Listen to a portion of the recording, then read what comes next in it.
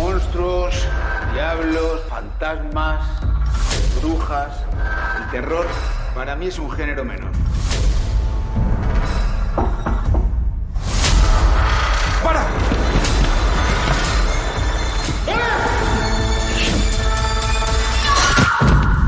Esto no ha pasado. No vamos a volver a hablar de ello. Vamos a jurarlo. Lo juro. Lo juro. Lo juro. Lo juro. ¿Y estos son mis colegas del club de lectura? El pirado. La cría. El influencer. La bibliotecaria. La pibón. La prota. El intenso. Y el pagafanta. Nosotros, este club, somos los más frikis del terror de la universidad.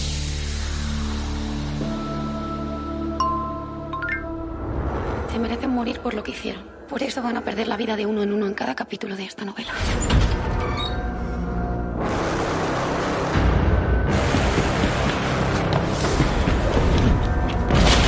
Quien haya escrito esto tuvo que estar ahí. Es alguien del club. Ángela no confía en ti. Preferías que estuviese muerto, así descartar que no soy el payaso. Hay un segundo capítulo. El payaso lo acaba de subir. Está jugando con nosotros, joder. Sé cómo averiguar quién es el payaso.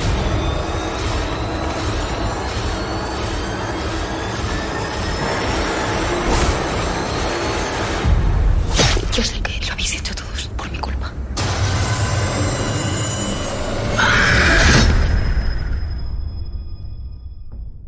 Hello, everybody, and welcome to the latest episode of Fresh Cuts. This is Mike. Joining me, as always, it's Mr. Venom. What's up, Venom? Greetings and salutations, horror readers. I should have done this greeting in Spanish, but I did it last week, so I'm not going to do it again. How you doing, Mike? Last week, so Yeah, doing well. Doing well. It's the beginning of another week, which means it's Fresh Cuts time. So, back in the familiar recording chair. Yeah. After my fun little horror weekend at Days of the Dead Los Angeles, I got some good stuff to report for the main show. For this show, though, let's just say I had a great time. Cool. All right. Also with us, it's Don and Ellie. What's up, Don? yeah, what's going on? Always happy to be here. All right. So this week we are covering a Netflix original title that just released last week. Good timing because we didn't have anything theatrically, at least wide enough for us to all see. So Netflix just happened to drop something, and it's titled Killer Book Club. That's the English title. Venom, I don't know if you have it up in front of you. Did you want to I do. quote the Spanish title? The Spanish title of the movie is El Club de los Lectores Criminales, which is very, very different from Killer Book Club. The literal translation of that is the Criminal Readers Club. So take it with a grain of salt. Interesting. Yeah. All right. Well, the synopsis off IMDb. 8 horror-loving friends fight for their lives when a killer clown who seems to know the grim secret they share begins to pick them off one by one. All right. So pretty interesting synopsis 7 there. horror.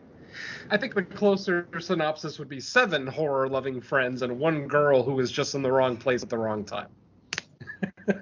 True. Accurate. Yeah. Accurate but wordy. Accurate but wordy. All right. So we always start with our general thoughts. So I'll kick to Venom. What did you think of the Killer Book Club? All right. Before I even get into my review, I kind of want to caveat, obviously, and reiterate my love of Spanish horror. Whenever we get the opportunity to do Spanish horror, for those who don't know, of course, I am Spanish. My family is from Spain. And whenever we get the opportunity to do it, I always gravitate towards it. Spanish horror, some Spanish language horror is literally some of my favorite horror of all time. Stuff like Wreck and Terrified and Tombs of the Blind Dead and stuff like that. But So obviously, like I said, my love of Spanish horror is very out there. I wear it on my sleeve. But unfortunately, my friends, this is the second week in a row where we have to report, or at least that I have to report, that we did a very basic Spanish horror film that really brought very little to the subgenre. Last week we looked at Communion Girl, didn't really do a whole lot for the supernatural genre. In fact, had a fairly infuriating final scene, which, if you don't know what we're talking about there, check out last week's episode. This week, unfortunately, I have to report that this movie might have been innovative if it was released 20 years ago, before Scream, before I Know What You Did Last Summer, before Urban Legend, movies like that. This may have been looked at as a much higher regarded movie, but now in 2023, it just comes off as a lazy copycat more than anything. I mean, the movie opens up very obviously a copycat of I Know What You Did Last Summer, but then as the movie goes along and we get more exposition, more reveals, you start getting elements of Scream 3, Scream 5, and Scream 6, which I'll kind of point out specific examples as we're going through our walkthrough. But yeah, there's very little original about this movie. About the only thing that I really, really enjoyed was the way that the killer was letting people know that he/she was killing people. You know what I mean? Like, basically presenting it as a chapter of a book that's currently being written.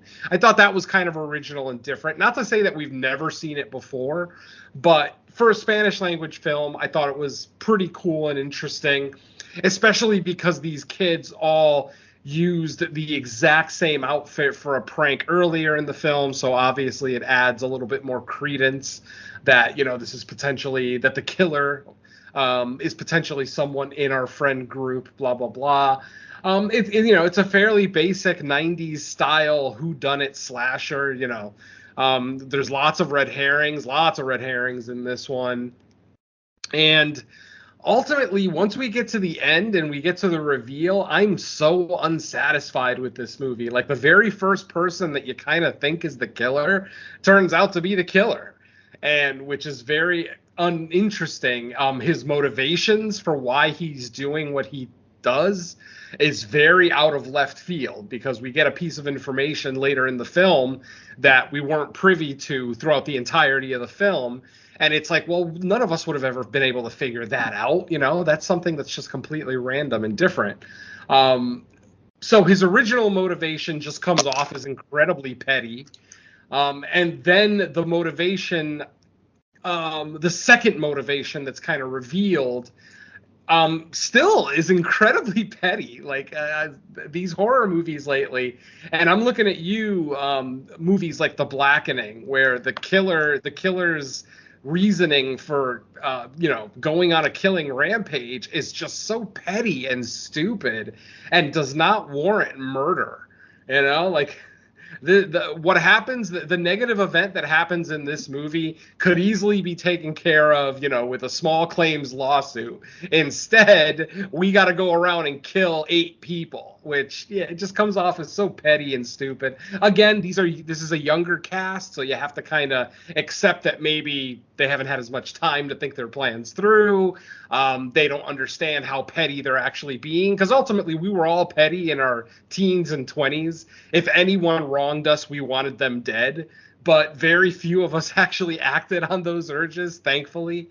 And this movie is basically a movie about one person who did act on those urges, and just in a very unconvincing, unsatisfying way. The kills are very basic. One of the characters even dies off screen, which is one of the bitchier characters that I actually wanted to see die on screen, but nope, we don't get her death on screen.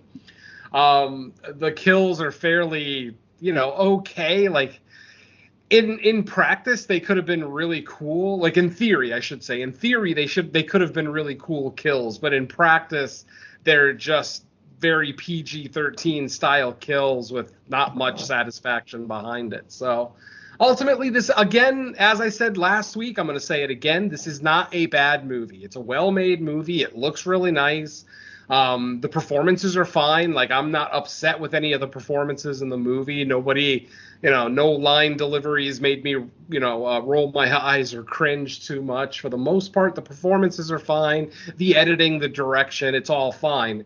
It's just, this is such basic bitch storytelling that you at the end of the movie, you just question, why did I spend an hour and a half with this movie when I've seen this movie countless times in the 90s and early 2000s with an English-speaking cast? So it's like, what is the incentive exactly for me to want to watch this in 2023 in Spanish? And unfortunately, I have to report there's not much incentive. Like I said, ultimately, it's put together fairly well. It looks like a nice movie. As I said, well edited, decent cinematography. It's just so basic that I can't recommend it to anyone. I can't recommend it to Spanish language horror fans. I can't recommend it to slasher fans. Oh, this movie also has elements of Happy Death Day in it, too. I forgot to mention that earlier. But like I said, as you can see, a lot of youth-oriented horror movies are represented in this one. But this one doesn't give us anything new, anything fresh, something to walk away from the film thinking, oh, that was cool. They at least tried to do something original. This movie doesn't even really try to be original. It's basically just trying to grab, what market is left for that, floating head 90s, 2000s style, whodunit slashers. And unfortunately, it's a little bit of a failure. So yeah, overall, I can't give Killer Book Club too much of a highly regarded review. It's okay at best. And that's literally the best I can go with, is that it's okay. But this is another example where younger horror fans might get into this because, they haven't lived with the tropes as long as, us older horror fans. So if you're a 20-something who's into Spanish language horror, you might really get into this movie, especially if you didn't see a lot of the mainstays of the 90s and 2000s that we've already talked about. But overall, it's just an okay movie that I will probably never watch again and really have no intention of recommending to anyone. So yeah, unfortunately, 2 weeks in a row, Spain has kind of disappointed me. But the Spanish women won the World Cup this weekend, so that's cool. That's it for me for general thoughts. All right, Dawn, what did you think of Killer Book Club? Yeah, I'm probably a little bit higher on this, but I'm kind of in the same boat with Venom here. I found elements of this one to be pretty much all over the place. There's parts about it that I like, there's parts about it that I love, and there's parts of this that infuriated me to no end. Now, we'll start with the good. And what I really liked about it is, as Venom said, I do like the idea of what's going on here being doled out as chapters of a book that's dispersed to the main cast. I really like the idea of how it plays with their emotions, how it gets them riled up, how it makes them turn on each other. And it's a fun little, updated twist on I Know What You Did Last Summer, where, they got the threatening notes and then that kind of amped up the tensions between everyone. I really like the way that it, adds a modern twist to everything and it brings it up to, the modern day kind of times while still feeling very much in line with what went on in the, late 90s, early 2000s for this kind of thing. Now, I really like the chase scenes in here. I really thought that was where the film really shined. The slasher scenes in this are fantastic. There's a couple in here in particular. One sequence through a deserted school that I was really, really intrigued by.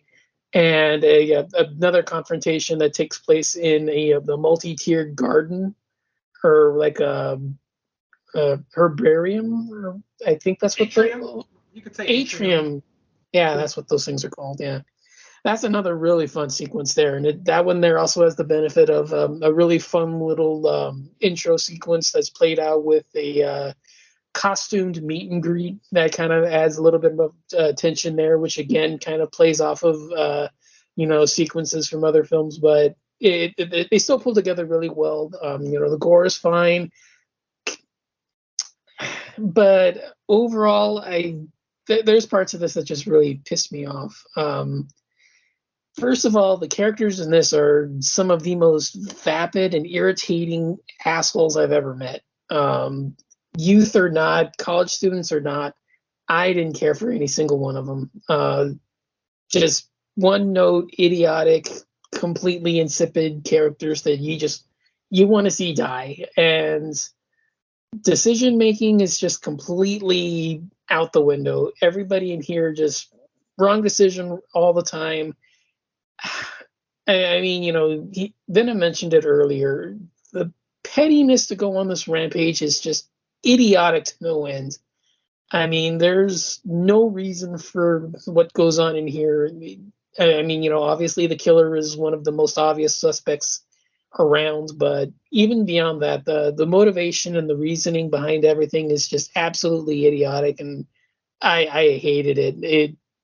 There is no reason to go on this rampage, and yeah, the film as a whole, I actually would have preferred it if they actually would have gone with a different motivation, which is that, well, I mean, it's kind of a spoiler, so I'm not really going to reveal it too much, but there's a storyline that we get in the first half that involves, speaking out against those that sexually assaulted you, and that goes haywire, and then, the slasher gets involved from there.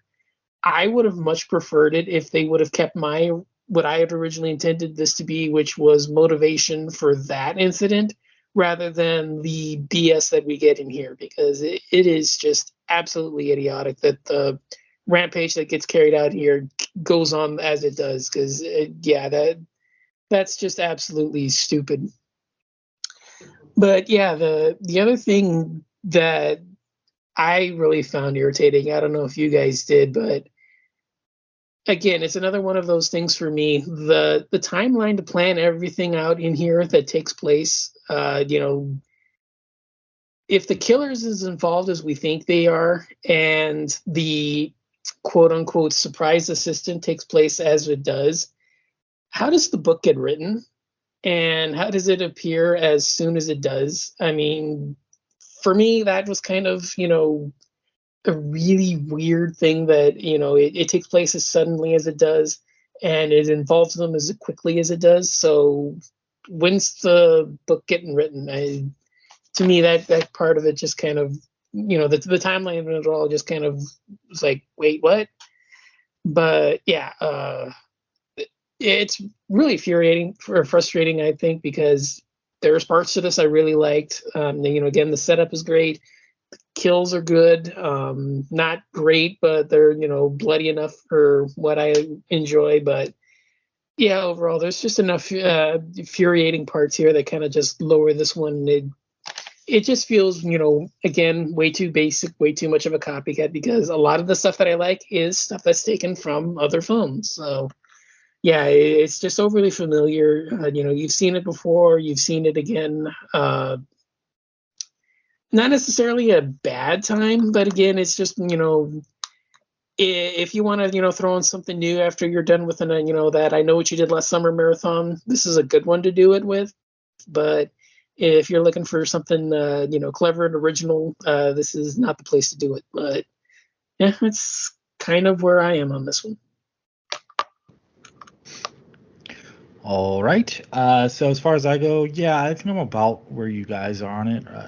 Kind of middle of the road. It feels right at home with kind of the post-Scream 90s slasher, where it takes a lot of cues from what Wes Craven and Kevin Williamson were able to do, but it's obviously lacking that polish, lacking the depth in the story. I actually kind of felt like they were after the first act, I almost kind of thought they were setting up more of like a I Know What You Did Last Summer scenario, but then it kind of switched to like a more Scream type scenario. So it almost is like they combined those for like the setup. But yeah, it's I think we do get a few cool kills. There's obviously some CGI involved in like some of the blood in the kills, which was kind of ridiculous. Like I don't see why, for like the level of kills we got in this, like, not that they weren't all good, but they weren't crazy elaborate to where like it didn't seem like to do practical blood or something would cost that much. But what else? Uh, yeah, I think they kind of tip off the killer pretty early.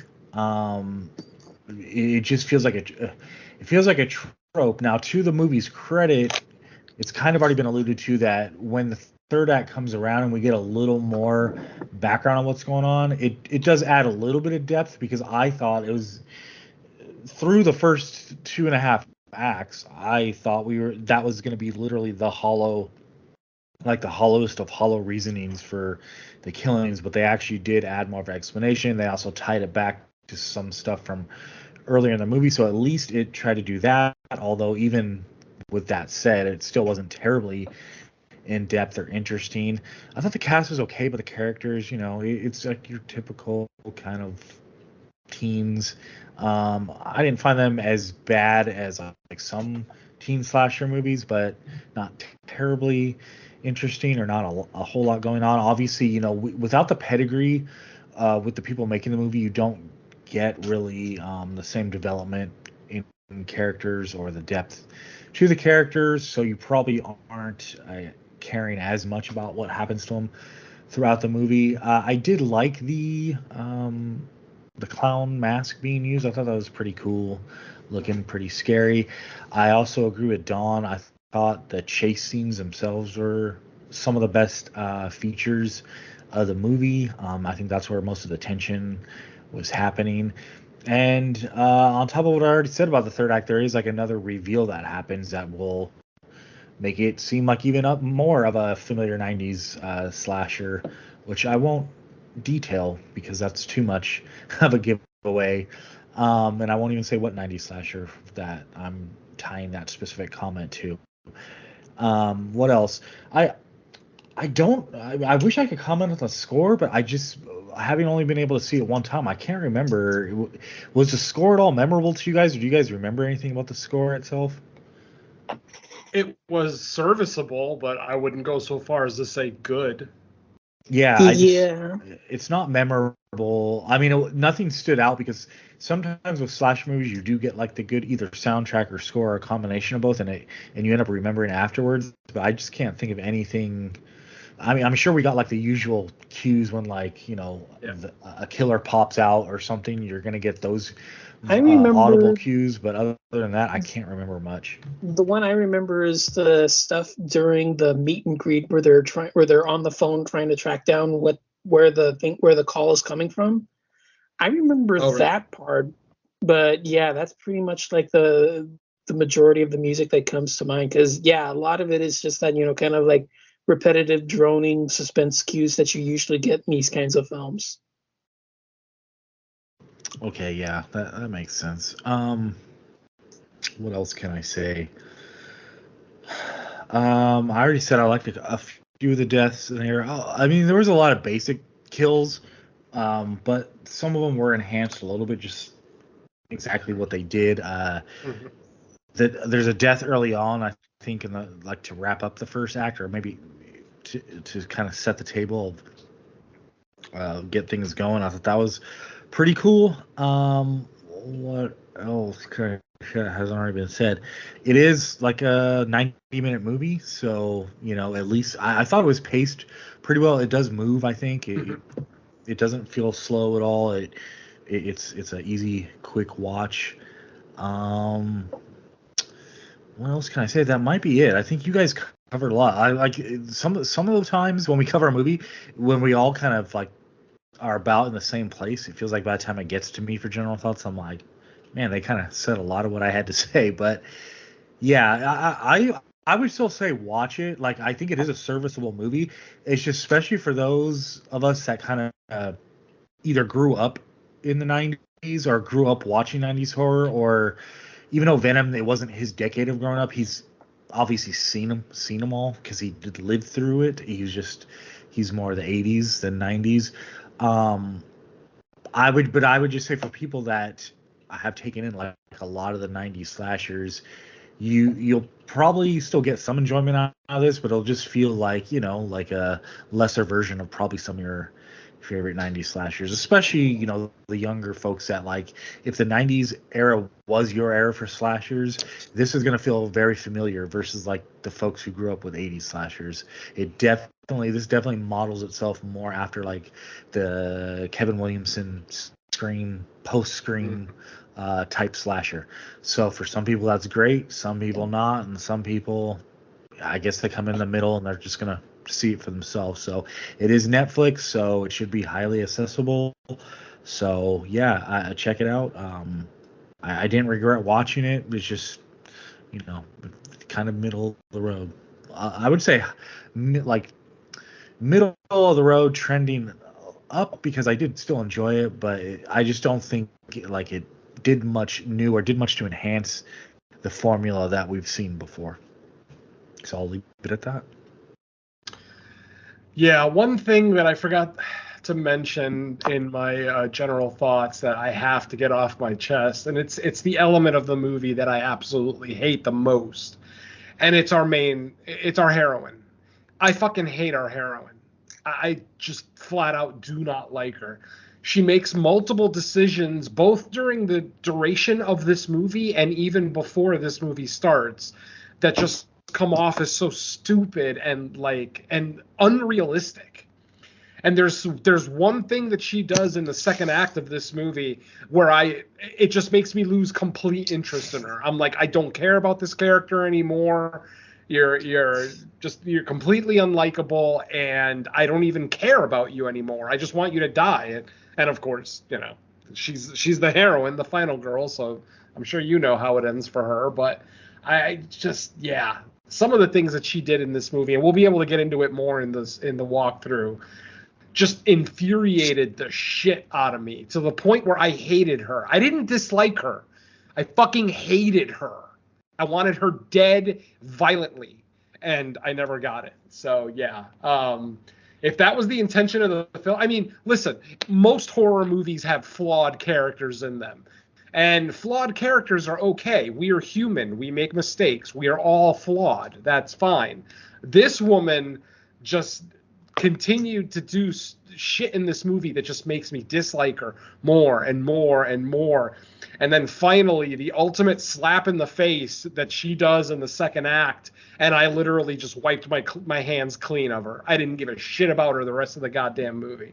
And some people might call me petty for this one, and you know, that's valid if that's the opinion that you have, but it's so unrealistic. It doesn't make any sense, especially for a girl this age. And granted, I haven't been this age in about 112 years, so obviously I've forgotten what it's like to be a college student. That's fine, but yeah, just some of the unrealistic decisions that she makes in this just irk the shit out of me. I did forget to say that I did actually like some of the falling kills. There's 2 fall to an impale deaths in this movie, and the second one is actually pretty fucking gnarly. Both obviously CGI enhanced, you know, fake blood, blah, blah, blah. Or should I say CGI blood, obviously. Of course it's fake blood. They're not actually killing actors in this. But yeah, it's really too bad, because when I read the description, you know, I read the synopsis of this before I watched it. I'm like, okay, this seems pretty interesting.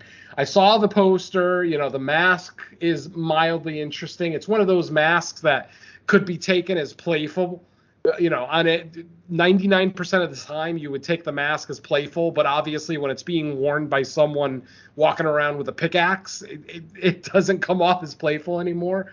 And then as the movie goes along and the mask gets bloodier and bloodier, you know, it just looks really, really cool.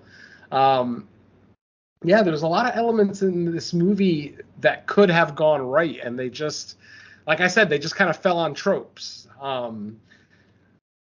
Other than, as Don and I have both mentioned, you know, the whole thing with the chapters of the book and how the kills are being presented, I thought that was really cool. It was different. I was really surprised that they kind of abandoned that in the third act. Obviously, once you have less living members of the group left, it's a little bit harder to still do chapters and everything, but, you know, that you can send to like a you know, some kind of chat board, you know, where they're posted, blah, blah, blah. But it just, like, one of the coolest aspects of the movie, and they kind of abandoned it about halfway through the movie, and that's really too bad. So, I don't know. What else can we get into here that's spoiler free? As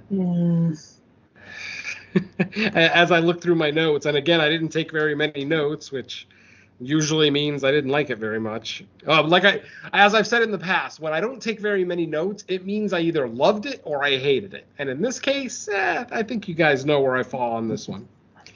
I did like the Room 237 reference. Did you guys notice that at the end of the movie? Room 237? And one of the characters was even like, really? Room 237? Like, almost like they knew where it was from, but they don't acknowledge it in the film. I thought that was kind of cool. Stupid, but kind of cool. They did throw in, like, references to other slashers. I noticed it, like, random times, yeah. Absolutely, yep. Let's see, what else we got? Not a very great fire death at the very end of the movie. We have a character getting engulfed by flames, and unfortunately it is all CGI and doesn't look great, unfortunately. And where else can I go with this? Actually, I actually do have it written here that there was a piece of music that I liked. I wrote down dramatic walking with an axe music. In one of the scenes in the movie, one of the characters is walking around with one of those pickaxes, and the music that's playing during that scene was actually pretty cool. I totally had forgotten about that, but yeah. And of course, the whole thing kind of revolves around clowns and pranks and blah blah blah. So again, you're looking at a concept that was worn out in 2018, and here we are in 2023, and we're kind of still watching clown pranks gone wrong and clown-faced killers and blah blah blah. It's like, other than Art the Clown, we don't have too many original clowns out there right now, killing on celluloid. So what can you do?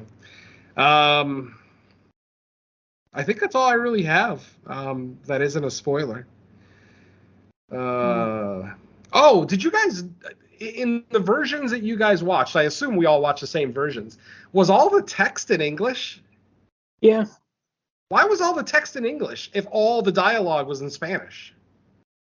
Like, do you think that was actually replaced for the foreign release? Watching an English. I think we were watching an English export because the dub wasn't that far off. I didn't mind the dub. I didn't think it was that bad. I mean, I assume you guys watched the dubbed one, right? No, subbed. I never watched dubs. I watched it dubbed. That was the only one I could find. Oh, I gotcha. Yeah, that's probably the one that was found for us. On Netflix, it's actually in Spanish, subbed, and literally all the dialogue is in Spanish. Every word of it is in Spanish, yet all the texting is done in English. And it just, I don't know, like it takes you out of the realism of the film. Why are these kids all speaking Spanish to each other, but they're texting, and not just in broken English, I mean fucking perfect English. Like, it just took me out of the movie a little bit. It's a weird decision. It's like if they did that for the dubbed version, so all the audio is in English as well, cool, no problem. But with everybody speaking Spanish and texting in English, it doesn't even fucking make sense to me. But again, like if they were in America, like if they were like in Southern California and they were Spanish speakers, but they always text in English, that makes a little bit more sense. These are college kids in Spain, for fuck's sake. I'm not saying that they don't know English. Of course, they probably know a little bit of English. But like I said, the texts were all perfect English. And I hated it. Every time they would text each other, it took me out of the movie, which is unfortunate because there's a lot that takes you out of this movie, unfortunately. But yeah, that's probably all I have for non-spoiler talk. So if you guys are done, I guess we can go into the walkthrough, and this will be a quickie. Yeah, let's do it. All right, so our movie opens up with a cold open where we see a young girl who's very disheveled. It looks like almost like a Carrie situation in Mrs. White, where there's a mother kind of verbally beating down her daughter. Eventually, we see the daughter grab a can of kerosene and start pouring it all through the house. When her mother confronts her and asks her what she's doing, she just goes and splashes a bunch of kerosene on her, and then she goes to the fireplace, grabs one of her books, which are abundant. The room that they're in is basically a library. It's got all books all along the walls.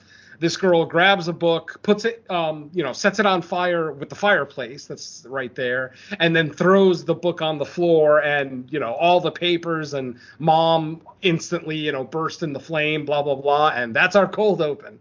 Literally, no context, no names, just a mother and a daughter, and daughter basically kills them both, basically sets the house on fire, douses them both in kerosene, and pretty much kills them both. So that's the end of that. After that, we are introduced to our main cast. As the synopsis says, there are 8 of kids in the main cast. I don't remember all their names. I know our main girl's name is Angela. Her boyfriend is Nando, and then we've got other people like Caldo, Virginia, Sarah, Ray, Eva, and Sabas. I'll remember some of their names only because of the size of the role that they had in the movie, but not all of them. So anyway, like I said, we're introduced to our main characters. As it turns out, Angela is actually a published writer. Even though all of these kids are in college, she had written a story the year before about killer clowns that actually got a little bit of notoriety, got published. It's kind of a short little book, more of a booklet than anything, but it is an original story that she wrote. She got a little bit of notoriety for it. She's now suffering from writer's block because she doesn't know what to follow up with, if she wants to stick with horror or try a new subject. She writes a couple of chapters of a new story that she's writing, and she wants to send it to her professor, her literature professor. She writes out the email with the attachment of the first couple of chapters, but then she decides not to send it. She just decides, fuck it, I'm not going to send it. Next day, after class, the professor asks Angela to come to his office, and the moment that Angela gets in there, he locks the door behind her, he pours himself a bourbon, and instantly he just turns on the schwarmy charm. He just turns into a total schwarmy fucker, basically just, trying to advance on her. And then when she kind of denies it, he's freaking out because earlier in the conversation, he talks about, I got your email last night. And of course, Angela denies ever sending it because she didn't send it. But then as it turns out, the email wasn't what Angela thought it was. It was some kind of almost like a proposition for sexual favors, if you will. So obviously something fucked up is happening. Eventually, Angela, kicks the professor in the balls, gets him off of her. She then threatens her, he then threatens her, basically saying, if you tell anyone about what happened, I will deny it and I will get you kicked out of school, for trying to accuse a professor of this, blah, blah, blah, blah, blah. So she ends up leaving distraught, tears in her eyes, everything else. She ends up going back to her friends at school and telling them all about it. We don't actually see her tell them, but when we return to the friends, they're all aware of what happened. Obviously, the other girls in the group want Angela to go and report him, but one of the other, or actually it's the guys in the group, like Nando, Angela's boyfriend, who wants her to go and report it. But then Angela's best friend tells Nando, look, he's a powerful professor. He's tenured. It's going to be his word against hers. He's going to tarnish her reputation, and she's going to have to leave school, with her tail between her legs, basically. So Nando understood. So they decided not to, report the professor. But what they do decide to do is to play a prank on him. And what they decide to do is they all go to the costume shop and they all buy the same clown outfit. It's just like a very basic clown costume, but then the mask has like fur around it. It's actually a pretty advanced mask for a very basic clown outfit. But if you see the movie poster, you'll see the mask in question. So these kids, all 8 of them, or 7 of them, because there's 7 in the main group, they all decide, we're going to play a prank on the professor. He's usually here at the school late. He's usually one of the last people here in the building. So we're going to wait till everybody's gone, and we're going to fuck with him, basically. Just kind of chase him through the halls with fake knives and clown masks and blah, blah, blah, blah, blah. Basically, the plan goes off without a hitch at first. The professor you know, is running terrified from all these different clowns. Like I said, all 7 of them are in costume. And then I did forget to mention the 8th girl. She was kind of a nosy bitch in the group that nobody really liked. But as soon as she heard that they were all planning on doing something that evening at the school, she just decided to show up anyway, you know, just to impose herself. But then when she found out what they were trying to do, the ringleader, Sabas, basically tells her, oh, no, you're not going anywhere, and you are not going to rat us out. If you tell anyone anything, you know, blah, blah, blah, you know, implied threat, blah, blah. So, like I said, we got these 8 kids. They are now chasing the professor around the school.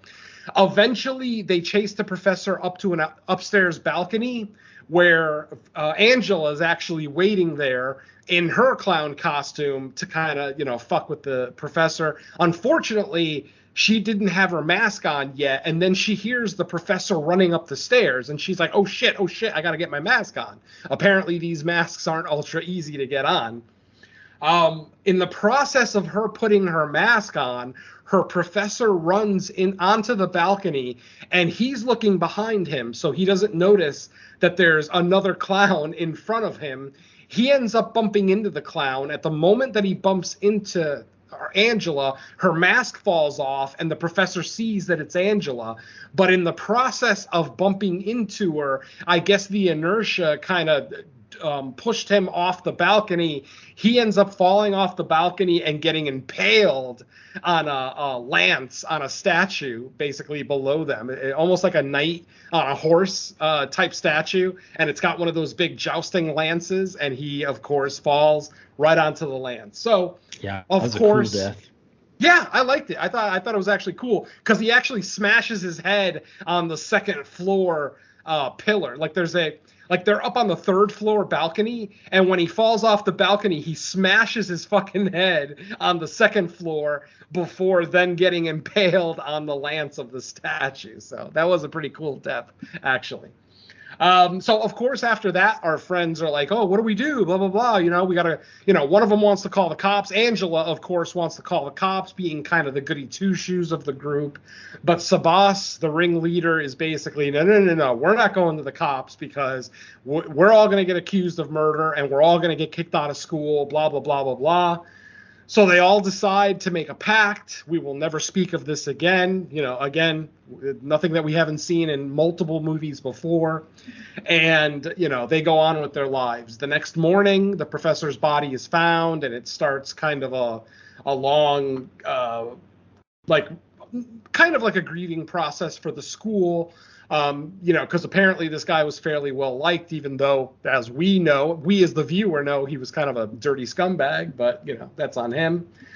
And then basically our friends are just kind of having very cryptic conversations with each other, you know, talking about it, but not really talking about it, you know, one of those situations. And then eventually all of our friends are in class, and they all get a text, or not so much a text, but like a social media update. And basically what it is chapter 1 of a new story about a clown seeking revenge on a group of people that killed someone. So obviously someone witnessed what these kids did and is now taking up the mantle of the clown mask and is now going to try to take them all out. And basically, when we find out about the murders, they're in the past tense. The murders have already occurred, but they're being presented to us in the under the guise of a chapter of a book. So basically, this person calling himself the Masked Clown sends this first chapter to all of our friends, and it's basically about the death of one of their own. And they're like, oh, shit. You know, and that person, of course, didn't go to school that day. They're not in class. They read the chapter fully. They finish the chapter. They see in the chapter, the killer is very open about what he did and where he did it. So, of course, as soon as the remaining friends finish reading the chapter, they go off to the location. They don't find anything. The body is gone. No blood, no nothing. It's like the entire scene was cleaned off. And then that kind of starts happening more and more as more people start getting picked off. I forget the exact order of where they got picked off. I know Nando was considered the emo kid. There was like the emo kid, the influencer. It was very Cabin in the Woods, where all the characters in our group, in our friend group, all had their roles. You know what I mean? So, to an extent, anything that reminds me of Cabin in the Woods is okay in my opinion, because I love that movie. But they kind of touched on that here. And then they continue to receive chapters of their friends being killed, and then of course that friend then disappears and no one sees them, but they never find a body. It's not like they ever find a death scene or a crime scene, anything like that, at least early on. I'm not going to go over every single death. I mean, we've got like someone takes a sword to the mouth. That was good. Yeah, that was decent. We get somebody who gets disemboweled with a pickaxe. That was a pretty decent too, because the killer takes like a roundhouse swing with the pickaxe and gets him in the midsection just enough that it cuts him open, and you start seeing little bits of intestine kind of poking out. So again, not bad, mildly good kills. Now, eventually, about a little bit more than halfway through the movie, we start getting more revelations, and I'm skipping a lot of the movie, folks, because like I said, it's fairly basic slasher chase sequences, kills, off-camera kills, blah, blah, blah, blah, blah, nothing too special. Eventually, Angela ends up making a confession, and her confession is that she did not write her killer clown story. Her killer clown story actually came from a girl that she had online correspondence with. This is a girl that she was friendly with online, maybe through social media or whatever. And this girl wrote this book about the killer clowns. But the girl never wanted to publish it, never wanted to send it anywhere. And Angela needed something to turn in. I think it was for like a journalism class or something. They needed to submit something to a real publisher. She had no intention of actually having that book get published and released and everything else. But, of course, this is a horror movie. So, of course, she ends up winning the literature contest. Her story ends up getting published and released to the public. And what ends up happening is that Angela's online friend catches wind of it, that Angela stole her story, submitted it, and then had it published under her name. And the story is that the girl went fucking crazy and killed herself and her mother. Sound familiar? Yeah, that's right. The cold open. The girl in our cold open is the real author of the killer clown story that Angela took credit for. So, let's start talking about some of the terrible decisions that Angela is making. Basically, there's a scene in the movie, and it's very reminiscent of Scream, when Sidney sees what's his face with the Scream mask, with the ghost face mask, and she instantly assumes that he's the killer. The exact same fucking thing happens in this movie. Nando finds one of the clown masks on the ground and picks it up and tries to find his girlfriend. He eventually does find his girlfriend, and he's still holding the mask in his hand. So, of course, she puts 2 and 2 together and comes up with 3, and basically thinks that he's the killer. So they basically shun him from the friend group. They don't call the cops or anything. They're all convinced this guy's the killer, but none of them want to do anything specific about it. They just shun him and push him out of the group. Later that same fucking day, Angela goes and fucks Sabas. And in that scene, Sabas admits to her that he's always had feelings for her, but that she's never reciprocated those feelings, and that he's always felt kind of shunned. You know what happens when that reveal comes. Never a good thing. Never fucking good thing. So anyway, like I said, the moment that they get naked, I fucking hate her. I fucking hate Angela for that decision. The same fucking day that your longtime boyfriend gets accused of potentially stalking you and trying to kill you, you go and fuck another member of the friend group? Like, why? Obviously, you weren't that fucking distraught to find out about your boyfriend, because you go and just fuck some other guy that same day. I'm sorry. This is supposed to be an 18, 19-year-old college girl, and she literally just got the shock of her life that her boyfriend may be a serial killer trying to kill her. And how does she fucking relax? With another man's dick. So, yeah, from that moment on, I didn't give a rat's ass about Angela. She could die violently, and I wouldn't give a rat fuck. Like I said, her character is so unrealistic, and we're not even talking about her decision to steal someone's story. A girl who was basically stuck in her house.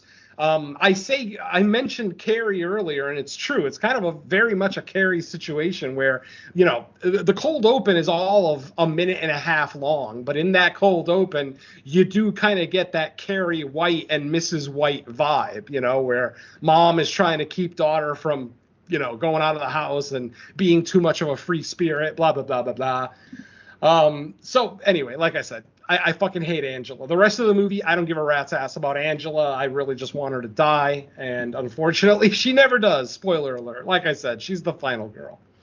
So eventually, we get the reveal that, yes, Sabas is the killer. He takes off the mask after stabbing Nando in the side. Nando doesn't die right away, but he's alive enough to kind of open his eyes and see and hear that his girlfriend fucked Nando, the killer, literally, and Nando, not Nando, but Sabas, the killer, is laughing about it. He's like, not only did you accuse your fucking boyfriend of being a killer, you fucked the killer that same day. And he has every right to be laughing at her because it's fucking hysterical that she was so blind and stupid that that's what she gets. I'm sorry, like I said, it just such an unrealistic situation that it just bugged the fuck out of me. So anyway, we've got that reveal now, and then we get a second reveal. And this is where Scream 5 and 6 start to come in, because we have a second killer. Also in the clown costume and the clown mask, and this time it's a female. And it's one of the girls from the group. I think her name was Virginia. It's one of the last surviving female members of the group. She's like a friend. And then we get the reveal that Virginia isn't Virginia. She's actually the girl from the cold open who Angela stole her story from. So we basically have the real author of Killer Clowns going around, and helping Sabas kill these people. Apparently, this plan has been like a year old. They've been, because it was the year before that the Killer Clowns book was submitted and published. And now she, like I said, it's the next year. She's trying to work on her follow-up, blah, blah, blah. And now we know why she's having so much trouble writing her follow-up, because she never wrote the first fucking story. She's not a writer, basically. She's just not a writer. But she obviously desperately wants to be. So, like I said, with the reveal that now Virginia is the original author of Killer Clowns, we get one final reveal from Sabas, and that reveal is they are family. Yes, Sabas and Virginia are somehow related. They never tell us exactly how. They don't say brother, sister, cousin. They don't tell us. All they say is, something about family. Very Don Toretto and Fast and the Furious. Sabas says something about family, and Virginia just kind of agrees with them. So obviously they are, siblings or whatever the fuck you want to go with. And they have been plotting this for a while now. This incredibly convoluted fucking plot that they came up with. This plot is so stupid and convoluted that if literally Angela would have taken one step to the left the night of the professor dying, none of the rest of the events in this movie would have fucking occurred, literally. So it's too much, the universe aligning, making all of these events, transpire and everything. But yeah, very convoluted plan. And of course, anyway, Well, you're also forgetting about the fact that they have to wait for the professor to hit on her and then the group to seek revenge on him by dropping him off of the third-story balcony and impaling himself on the lance to set their whole plan in motion. Because if they don't do that, their whole thing is fucked. Because when are they going to start? I said. Yeah, because when are they supposed to start it if he doesn't do that to begin with? It's true. And yeah, that's what I mean. There are too many pieces that have to fall into place for this plan to go to fruition, that it just doesn't make any sense. I mean, what if the professor never hit on her? And I did forget to mention that the original email that was sent to the professor kind of proposing sexual favors was sent by Sabas. As it turns out, Sabas hacked Angela's email account, sent that email to the professor basically saying, I want to suck your knob. And, that's why the professor was all up in arms. So, I mean, I guess it's lucky the professor is a scumbag because, again, like Don said, this plan would have never seen the light of day. So, all right. So at this point, we've got Nando is still alive, even though he's got his pickaxe wound on his side. And then Angela and Nando are being basically chased by Sabas and Virginia. Eventually, Nando shows up with a piece of like a statue, like a marble statue that he picked up off the ground, and he just fucking smashes Sabas in the head. And then Sabas, very similar to the professor, falls off the third floor patio right onto the same lance that the professor fell on. But in this case, rather than falling on it square in the middle of his back like the professor did, he falls on it mouth first. So it literally goes right through his fucking head, which was actually pretty impressive, I will say. CG and all, I still did like that death. A very deserving death for a deserving petty fucking character. So now at this point, it is just Angela and Nando basically running away from Virginia, who at this point is using her real name, and I completely forgot what the girl's real name is, so I apologize there. I think it starts with an A, if I remember correctly, but that's all I remember. She's chasing Nando and Angela around.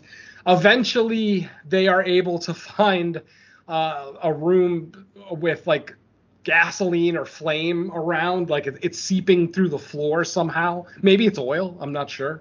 But eventually, they basically trap the girl in this area and then just start a fire, and she goes up in flames fairly quickly. Like the flames engulf one side of her face almost instantly, and then the screen fades to black. And, obviously you just assume that she died in that instant, and that, Angela and everybody else is safe. After that scene, when it fades back up, we go to a year later, 1 fucking year later. And we see that there is now a new girl, a different girl, no one that we've seen in the movie at this point. And she is now writing a story about the Killer Clown's, fiasco. The whole thing with the girl writing the story, Angela stealing the story, basically everything that's happened in the movie up to now. This girl is working on a new book to write it. And one day she's at school, she's in the library, and suddenly she's alone in the library. Everybody just kind of disappears. And when she looks up, she sees the clown. We see the same clown, another person wearing the clown outfit, the mask, everything. But this time, the person takes the mask off, and we see that it's Virginia again, the girl who got burned. And she, half her face is burnt off. It's all melted. So obviously, at the instant that the camera went to black on that scene, she must have somehow ran away and jumped in a lake. I don't know. But yeah, there it is. Virginia is still alive, and she basically kills the new girl who's writing the new story about the situation. And then the movie fades to black for the last time. And that is, I Know What You Screamed Last Summer. Oh, I'm sorry. Yeah. I meant.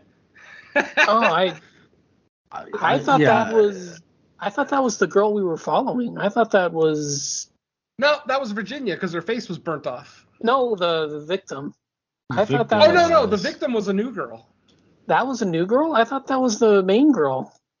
I don't think so. I think that was a new girl. Because I mean, why would Angela go back to that school after all that shit happened?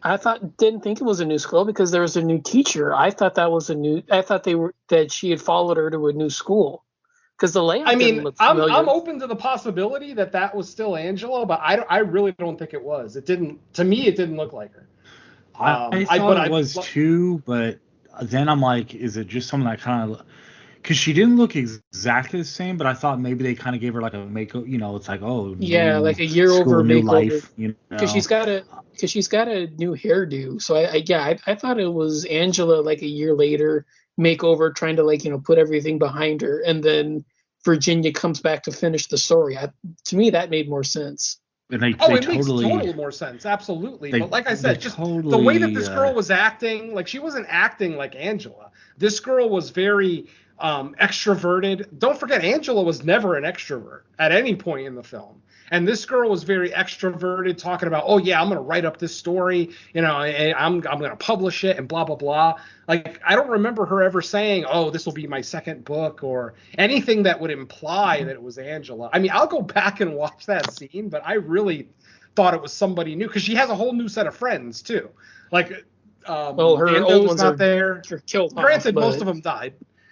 But Nando's not there. I mean, if she stayed, why would Nando leave? I don't know. It felt.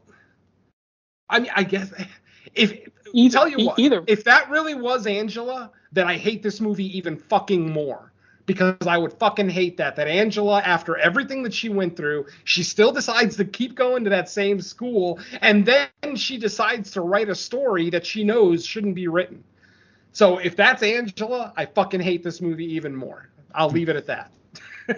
Do you like how we got the last bit of Scream similarities with the sequel exposition there? Oh, right, the sequel discussion. Yeah, that was funny. I was expecting Jada Pinkett Smith to show up. Oh yeah, that'd be hilarious. This movie. Yeah, this movie had a lot of potential. The first act I thought was great, actually. For the most part, I had no issues with the first act. But once we start getting more revelations on these kids and who they actually are and what they've actually done, and going into the third act and hearing the motivation of the two killers, yeah, the movie lost me completely. It's too bad. Yeah, it went from it was a pretty good setup and just kind of fizzled out. Yep. All right. Well, that was the Killer Book Clubs. But before we get out of here, let's find out where else we can be heard. So, Venom, what do you got? Not much new from us. We had to postpone Creature Comforts episode 19 due to one of the hosts getting sick this past weekend. We rescheduled for this coming weekend. So hopefully we'll be going ahead and taking a look at that. If everything goes well, we'll be looking at the 1957 Ray Harryhausen classic 20 Million Miles to Earth, which I actually just picked up on Blu-ray not too long ago, so it was perfect as a choice for this month. So that'll be episode 19. Hopefully, well, definitely it'll be out sometime in September. It's just a matter. Hopefully it's early September. The main show, episode 55, has been released, where we looked at Torso and The Great Alligator, two movies from Sergio Martino. And then all of our other segments, what we've been watching, Burning Question, all that fun stuff. And that's pretty much it for me, sadly. Nothing on the Crystal Lake gift shop front, and nothing really on the guest spot situation. I have some guest spots set up for October, but it's kind of pointless to even talk about those now. So let's just say that's all I have for now. All right. Dawn, how about you? Yeah, postponed the Creature Comfort show. So that one should be out a little bit later than normal. Couple of guest spots. My appearance on Horror Flicks and Guitar Picks, where I joined a couple of friends for an impromptu trivia show, which was a lot of fun. The new episode, or I should say my latest appearance on the Joe Blow Horror Show, which was postponed because of the hurricane from last week, has been recorded. It was a lot of fun. We looked at Resident Evil, Welcome to Raccoon City, which was a lot of fun. The first time working with Cole. I worked with Travis before. I didn't know it was him. Actually, he was on the nightclub that I've guested on a couple of times, so it was good to go back and record with him again. But yeah, that one is recorded. I think they just released Afterlife, so it should be a couple of weeks from now, but hopefully that'll come out soon enough where I'm not repeating that one for months on end. And of course, the latest episode of Horror Countdown, I had a friend on and we looked at Stephen King adaptations, which should be a lot of fun because I'm not a fan. So yeah, that one was a fun time. But yeah, also, once again, like I said last time, I'm trying to get more people to listen to the India episode of Horror Countdown, which was the episode before. So again, those are the last two that we released. But other than that, not much else for me. All right. For me and Venom, the main show, the latest episode is out now. No More Room in Hell number 55, which were my picks. Sergio Martino double feature, which was Torso and the Great Alligator. So that is up. So check that out. If you're listening to this, yeah, it's up and ready to go. Other than that, yeah, not much else. So that's that's it for me. But what are we gonna come up for this? Is there a theatrical release this week? I'm not sure. There is a small release this week called Slaughterhouse. God, I heard about that. Yeah, the one with the killer sloth. I mean, just because it's playing in theaters, I guess I'll go see it. But it's just a matter if it's available where you are, because it is playing at a couple of AMC's out here. I'm looking at the listings right now. It looks like it has like 1 or 2 screenings a night, but yeah, it is playing. So that's a possibility. There's plenty on VOD as well. And then next week starts our long stretch of like 7 or 8 weeks at the theater in a row. That's going to be fun. I'm excited. Fun for me. Yeah, no, hell yeah, I'm very excited. That's Nun 2, right? That's the first the Nun one? 2 next week. Yep. All right. Well, happy to kick off the theatrical release streak. Perfect timing, too, because we're just hitting the end of summer here. So with that said, that is going to wrap up this episode of Fresh Cuts. Thank you, everybody, for listening, and we'll be back in a week with another episode. Till then, let's say bye to our listeners. Later. Don't steal people's stories. That's fucked up. Write your own. Peace.